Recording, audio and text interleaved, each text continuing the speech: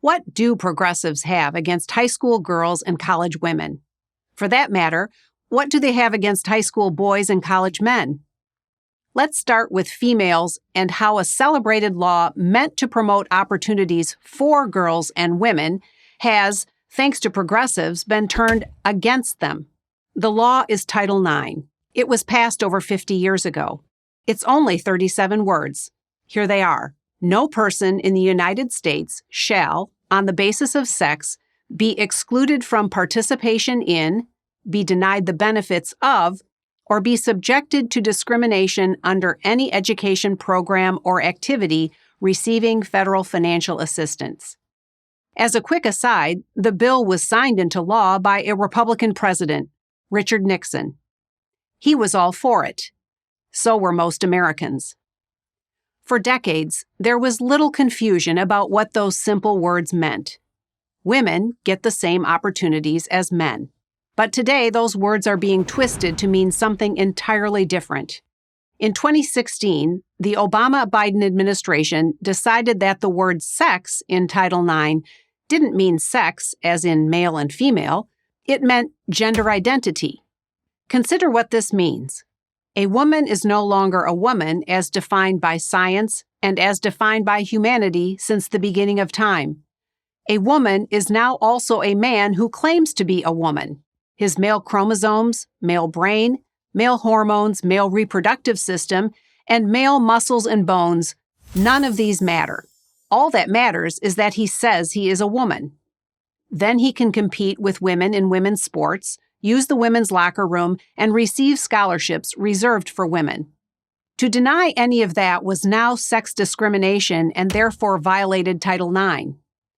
I'm proud to say I put a stop to this nonsense while I was Secretary of Education, returning Title IX to its obvious meaning.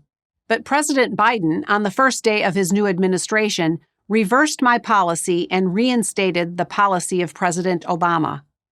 The Biden administration is currently rewriting Title IX so that the original words, on the basis of sex, will be changed to, on the basis of gender identity. If this revision becomes law, it's not hyperbole to say that the end of women's sports is at hand. Even the greatest women's tennis player of all time, Serena Williams, admitted she had no chance of beating a top-ranked male player. Riley Gaines, a top college swimmer, lost to a low-ranked male swimmer, Will Thomas, after Thomas changed his name to Leah and declared himself to be a woman. What Gaines and her teammates were forced to endure, Thomas walking around in his birthday suit in the women's locker room, only added insult to injury. But new interpretations of Title IX are not only being used against women, they're also being used against men.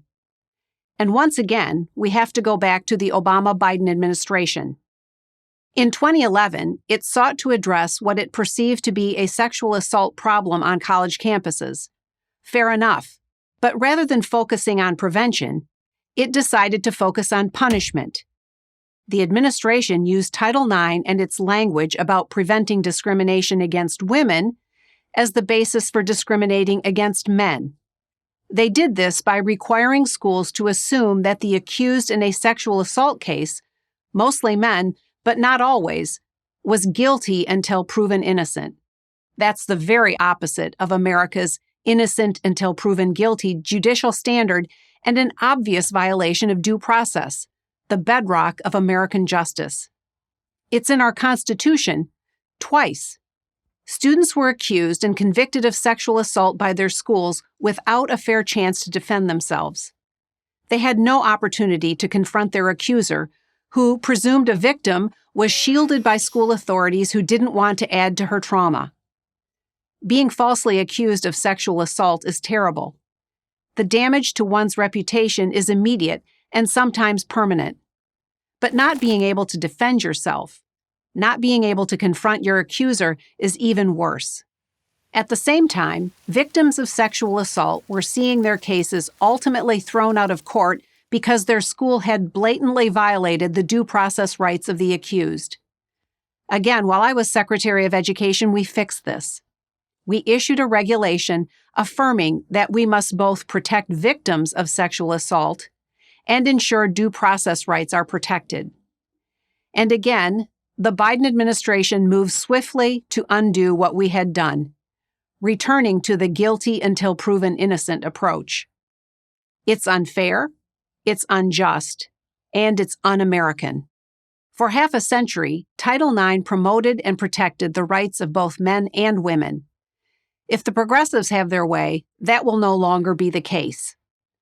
A good law is about to become a very bad one, unless Congress, the courts, or the voters say no. I'm Betsy DeVos for Prager University. Thank you for watching this video. To keep PragerU videos free, please consider making a tax-deductible donation.